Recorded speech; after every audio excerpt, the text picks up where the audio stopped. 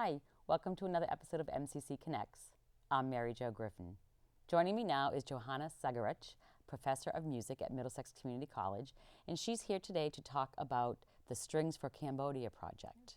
Welcome, Johannah. Thank you so much for joining us. Thank you so much for inviting me. I'm really pleased to be here. Let's start first with a little bit about you, Johannah. Where are you from? How did you get to Middlesex Community College? All right. Well, for a very long time, I was a professional classical singer. I performed throughout the New England area in opera and oratorio and recital. And it's been, oh my goodness, almost 22 years now since I started as an adjunct at Middlesex. And then gradually I took on more and more teaching and eventually became full-time and sort of the professional performing lesson somewhat, and so I've been here for quite some time and just love teaching. So let's start a little bit about what is the Strings for Cambodia? Strings for Cambodia is a project that developed out of a trip that I took to Cambodia 2 years ago. It was part of a Fulbright Hayes grant, and it is a project to raise funds to send Western stringed instruments to the Royal University of Fine Arts in Phnom Penh, Cambodia. So how did all that come about? How did you, was this a project that you found or a project that found you? Mm-hmm. How did you end up in Cambodia? All right. The Fulbright Hayes is a federal grant, and the grant came as a group project through Middlesex Community College, and it involved 6 Middlesex professors and 6 teachers from the public schools here in Lowell. Mm-hmm. And we traveled to Cambodia in the summer of 2010 to meet with educators and talk about exchanging ideas and getting to know the people there in Cambodia, partly so that we could infuse that information into our courses here, mm-hmm. but also to see if there couldn't be some way to help the people there. So how did the music become a focus of the grant in the visit to Cambodia? Each of us had a proposal and a project that we wanted to work on, and of course as a musician, mm-hmm. Mine involved music. I wanted to learn more about the music of Cambodia. I knew some, but I wanted to learn more, and I did learn a great deal. So when I connected with the people at the Royal University of Fine Arts, they were so welcoming, and they were able to give me information that I wanted. They did demonstrations of the music for me. The students played. And then I was also able to do a master class for them. Oh, that's wonderful. Which was fun. Were they all English speaking at the university? Not all. Some. Most of the people there speak at least some English. But if they didn't speak English, they had a translator. And why did you choose Western instruments to be the focus of? Well, that's a very good question, because I didn't choose Western instruments. I went there thinking, well, you know, I want to help to carry on the traditions of the Khmer music, the traditional music. I want them to help them to record that or whatever. But what happened is that the people at the university, when I said, is there a way that I can help you? They said, yes, please. We really need Western instruments. We don't have access to that. The people in Cambodia, most of them live on maybe $30 a month, $1 a day. That's the average income. And at the university, they too, all of the, from the very lowest levels of society up to the higher levels, people are struggling to reestablish themselves. So this university was completely shut down during the time of the Khmer Rouge. Mm-hmm. Many of the performers and teachers were killed because they were targeted as the first people. Because the more wanted to, and the better educated they were, the higher targets they were. Right. So they're struggling along, and they're trying to teach young students not only the traditional Khmer music, but they want them to be able to take their place on the world stage as mm-hmm. well. And in addition, they want to learn Western music and able to learn notation, because the Khmer music is an oral tradition. It's passed on from teacher to each individual student in an oral way, or in a just by learning by rote or learning by technique. Mm-hmm. It's not written down traditionally.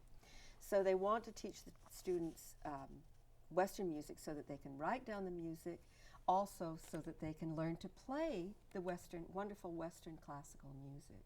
And what they're using right now are very old and inferior wooden instruments.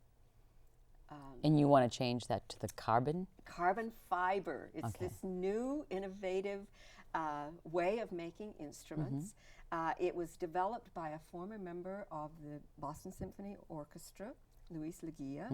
And while he was still a member of the Boston Symphony Orchestra, he established a company to make stringed instruments, violins, violas, cellos, and double basses, out of carbon fiber, which of course is a sustainable material. And it's also, it's ideal for use in Cambodia because Cambodia has a very hot, very humid climate. Most of the buildings, and none of the buildings at RUFA, which is Royal University, none of them have air conditioning. So wooden instruments are very susceptible to the climatic conditions, whereas the carbon fiber will be much more durable. Do you have a fund set up here? Or We do, and thanks to the Middlesex Community College Foundation, who are acting as our financial repository, we are able to accept donations through the foundation that go directly to Strings for Cambodia. There's no overhead. I don't get anything from this except the pleasure of doing it. And so all of the funds that are raised will go directly toward the purchase and the shipping of these instruments to Cambodia. Is there a minimum amount you want to raise? To raise, yes. There's no minimum amount we would accept. But what our goal is $50,000. That would enable us to send just maybe 2 of each of the instruments. We've decided that shipping the double bass is so exorbitant that we're really focusing on the violins, violas, and cellos.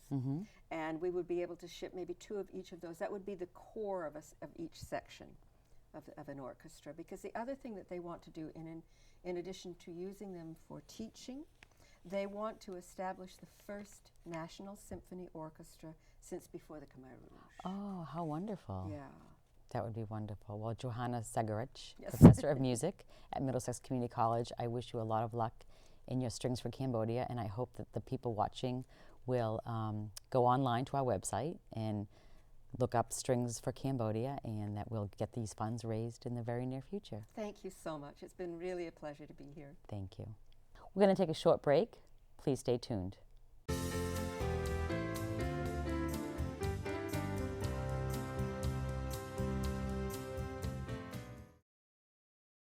At Middlesex Community College, you can save a fortune on a priceless education. Call 1-800-818-3434 or online at www.middlesex.mass.edu. It's our business to help your business. The Middlesex Community College Business and Industry Programs customizes corporate education and training. Call 1-888-622-2400.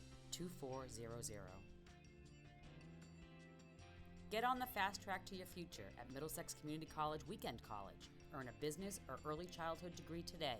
Call 1-800-818-3434. Did you know Middlesex Community College has a dental hygiene clinic?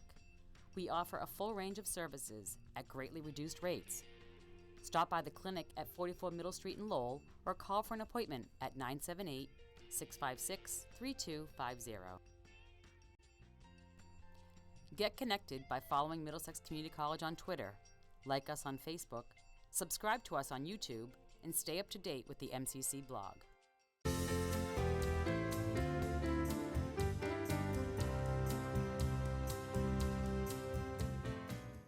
Welcome back to MCC Connects. Joining me now is Jeffrey Tejada and Lauren Ellis, both Assistant Directors of Admissions at Middlesex Community College. Thank you both for joining me. So Jeff, if you'd like to start, how did you end up at Middlesex Community College and how long have you been with us? Give us a little bit about yourself. Well, I've been at Middlesex for the past 5 years, and it's been a wonderful time for the past 5 years. Before that, I worked in DSS, the Department of Social Services. And I knew then that part of my passion was working with people, working with students, working with juveniles and adolescents and helping them kind of move throughout their lives and their careers and find a better place as to where they are right now. And so it was a natural transition for me to move into higher ed because it allowed me to stay connected with families, connected with students and adolescents, but the work was so much more positive. So it's been great, and we're always excited about some of the different opportunities we're offering students through our admissions office. And Lauren Ellis, how did you come to Middlesex Community College? Well, I started out actually at Northeastern as a resident director. So I did that for a while, about 7 years. So that was a great experience. So great way to transition into admissions. And I started out working with high school students. So I've landed, and this is great. Well, welcome to both of you. So you're Thank here you. today to talk about returning adult students. And I've heard many people say, I'm too old to go back to school. So what do you say to the folks that say I'm too old to go back to school? I say absolutely not. I say that's ridiculous. You always can come back to school. The Middlesex is committed to lifelong learners. We're welcoming students from all different backgrounds and all different educational experiences. One of the keys that we talk about is emphasizing to our adult students that over half of our student population are adults. And they're coming during the day, they're coming at night, they're coming on weekends, they're taking courses online. So we're very flexible, very accommodating, and we fit our schedule around adult students' needs. So they absolutely will feel right in place because they'll look around and see faces just like them. So that's what I would tell someone that's thinking about coming back as an adult. Lauren, what about the folks who put their education or themselves, their careers on hold because of family? What do you say to that? What do you think that do you think they could still pursue a degree or pursue college even with a family? I do. I think it's definitely possible. We have a lot of programs that cater to those students who have a family or are working adults and need to get back to school. So we've got many different supports in place for those students. So it's a great way to enter. You are able to work with your family and you're able to set goals. So it's a stepping stone. What are some of the unique programs that we do offer at Middlesex Community College, Jeff? Well, we have different programs to accommodate our adult students. I mean, from professional degrees like rad tech, sonography, nursing, dental hygiene. A lot of those degrees really draw our adult students because they're professional degrees. They spend a small amount of time at the programs, and then they have a career for the next 20, 30, 40 years. But something like dental hygiene, is that a full-time, intense commitment? Absolutely. I mean, they need to know that coming in, but that's where our academic advisors are there for, to really let them know the type of program they're getting involved in. But we also have other programs that are more flexible and accommodating for our adult students. From our online programs, like our business program you can get online. There's our criminal justice program is online right now. Some of our other liberal arts and science degrees are online. But also we have accelerated business program. Our early childhood ed program is very accommodating to our adult population. And I know Lauren oversees some of our health academy programs that are very, very flexible to Yep, students. the Academy of Health Professions, they're all short-term certificate programs, 27 weeks in length, so about 6 months in the areas of nurse assistant, medical reception, phlebotomy, to name a few, and actually a new one, clinical laboratory assistant. That one is about 36 weeks, and that's actually starting in about 2 weeks. What about financing these degrees or even these certificates? Is there financial aid for a certificate program? There is financial aid for adult students, financial aid for some of our certificate programs and our associate degree programs. A lot of our adults, they're concerned with their children and they think about their children's financial needs, but they rarely think about, what about financing their own education. For some reason, they think they may not be eligible, but they absolutely are. It starts with the FAFSA, the free application for federal student aid. It's an online application now, so you have to go to FAFSA.gov to start that process, and it's a profile sheet that you fill out. You list the schools that you're interested in attending. Obviously, you would list Middlesex amongst them if that's one of the schools you're thinking about, and then the federal government gives you a report and sends it to Middlesex, and it's basically an assessment of that student's need and the aid they're going to be eligible for. But yeah, there's scholarships, there's grants, there are state dollars that are in place, some are federal dollars, there's some loans that they could be eligible for as well. So the key is to fill that application out early. May 1st is the priority deadline to get the FAFSA piece done. Can they fill it out anytime? Absolutely, anytime between now and May 1st. Honestly though, they're going to need their financial statements, their tax forms to be filled out. So an ideal time to do it is after they've done their tax forms, after January. Okay. Do we have any special programs for students who want to go on to the 4-year adult adult returning students. Do they get some of the same some of the same benefits offered after they leave Middlesex if they wanted to go on to a 4-year degree? Oh yeah, they can definitely transfer. A lot of our programs are designated the transfer option. Okay. So it's seamless. You don't have to think about the coursework. It's already going to transfer to many, if not all, of the state universities. Before we close, I know we want to talk about this January. There will be 2 Finish Your Degree events. What can attendees expect? First, what is a Finish Your Degree? The idea is we know there's folks out there that, again, have their families and their work lives, and they've started taking college coursework, and we want to help them take that coursework and match it up with an associate degree, so if they do want to go on to get their bachelor's, they're now in a position to do so. At the events, we'll be able to admit students, give them applications, assist them in filling them out if they need that. In addition, if they've got transcripts and other college work, we'll be able to look at those transcripts and identify what courses we'd accept as transfer credit and how close they are to finishing their degree. Absolutely. Get them registered in some courses too for our spring semester. So you have 2 different events coming up. That's right. In January? We do. One's in Bedford, one's on our Lowell campus. The Bedford one is on January 8th. Yep, January 8th. And our Lowell one's on January 9th. We did something similar to it in the summer, and it was very successful. It wasn't geared to adults, but it was so good that we said, now let's try to gear one specific to adults, because we know that some of our adult students are reluctant to get started. They don't know where to start in the process. It can get overwhelming. So this is something where they can do pretty much it's one stop. You can come in, get started in terms of registering, just applying. Let us look at your transcripts. We can take a look to see, a lot of students don't recognize, even though their courses are from 5, 10, 12 years ago, we'll accept the college credit. There's no limit. So we always thought, oh, after 7 years, the courses aren't good anymore. Oh, they're good. They're still good. Really? The only exception is our science courses. Any science has to be within the last 5 years, and naturally that's because of the improvements and advancements and enhancements in the sciences. So anything like English, math, social science, criminal justice courses, all of that can be awarded, and there's no time requirement behind it. So we'll take a look, we'll see what fits, and a lot of students will be surprised. A good amount of courses will fit in towards their degree. Well, Jeffrey Tejada and Lauren Ellis, both from the admissions office at Middlesex Community College, thank you so much for spending the time with me today. Thanks for having us. Thank you.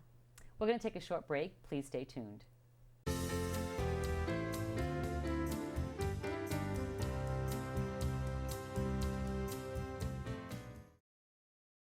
At Middlesex Community College, you can save a fortune on a priceless education. Call 1-800-818-3434 or online at www.middlesex.mass.edu. It's our business to help your business. The Middlesex Community College Business and Industry Programs customizes corporate education and training. Call 1-888-622-2400. Get on the fast track to your future at Middlesex Community College Weekend College. Earn a business or early childhood degree today. Call 1-800-818-3434. Did you know Middlesex Community College has a dental hygiene clinic? We offer a full range of services at greatly reduced rates. Stop by the clinic at 44 Middle Street in Lowell or call for an appointment at 978-656-3250. Get connected by following Middlesex Community College on Twitter, like us on Facebook, subscribe to us on YouTube, and stay up to date with the MCC blog.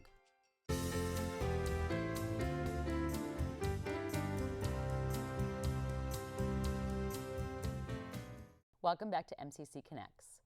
Well, I was very privileged this past June to be picked as one of the advisors for the China Fellowship, where I spent 2 weeks with 9 students and 1 other advisor from Beijing to Xi'an to Qufu to Shanghai.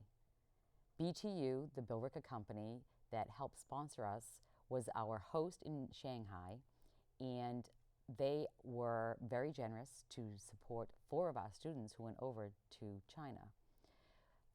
One of the students, Tyler Vaugh, put together a wonderful video that I would now like to share with you that I think summarizes the 2 weeks that we spent in China in June of 2012.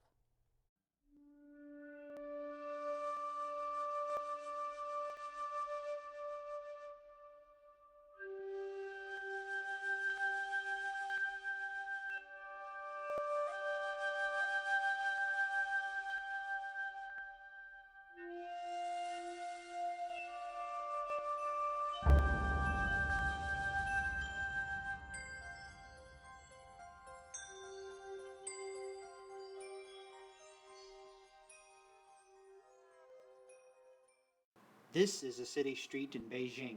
Some of the effects of China's rapid growth in the past few decades are evident on this modern-looking boulevard. Able to trace its history back to 5,000 years ago and more, China continues today to be a major world power in the areas of culture and economics.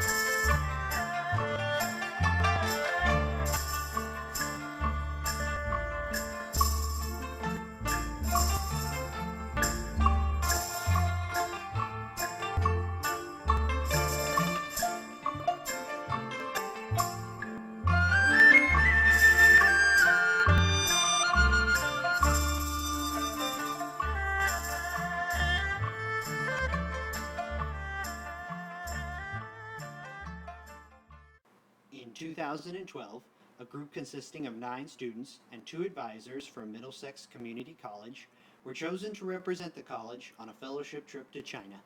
On June 2nd, after spending several months preparing for the journey, the group flew out of the Boston Logan Airport to begin their 2-week-long adventure. It was an adventure that, I'm sure, none of them will ever forget. The group traveled to many famous historical sites in China. They started with the capital city of Beijing, which included sites such as the Forbidden Palace. This was the royal home of the Ming and Qing emperors while they stayed in Beijing. The famed Great Wall, which was a work in progress from about 700 BC to about 1600 AD. Parts of the wall are being reconstructed to this day. And the Summer Palace, which was the summer retreat of the Qing dynasty. The group also traveled to the ancient capital city of Xi'an, which holds the site of the Big Wild Goose Pagoda. This pagoda stands 210 feet tall and has a very slight tilt, making it China's very own version of the Leaning Tower of Pisa. Xi'an is also home to the beautiful Tang Paradise, which contains sculptures and carvings of famed characters and poetry created during the Tang Dynasty. The storied terracotta warriors are also located in Xi'an. They were built by the first emperor of China, Qin Shi Huang, to accompany him into the afterlife. Later, the group topped the fabled mountain of Taishan, which many emperors of China have ascended to gain divine wisdom, and strolled in the gardens of Chufu, the town most famous for being Confucius's hometown. To wrap the trip up, our brave adventurers tackled the metropolitan city of Shanghai, quite possibly the most modern of China's many cities. All in all, the MCC 2012 China Fellowship was an awesome adventure of a lifetime. We had the opportunity to see many historical sites and to hear interesting stories from our guides. I was privileged and honored to be one of the students on this trip. I would like to thank BTU and MCC for all the work put into making this trip possible. Thank you for watching, and I hope this short video has given you a desire to see China with your own eyes, or to see it again if you have already.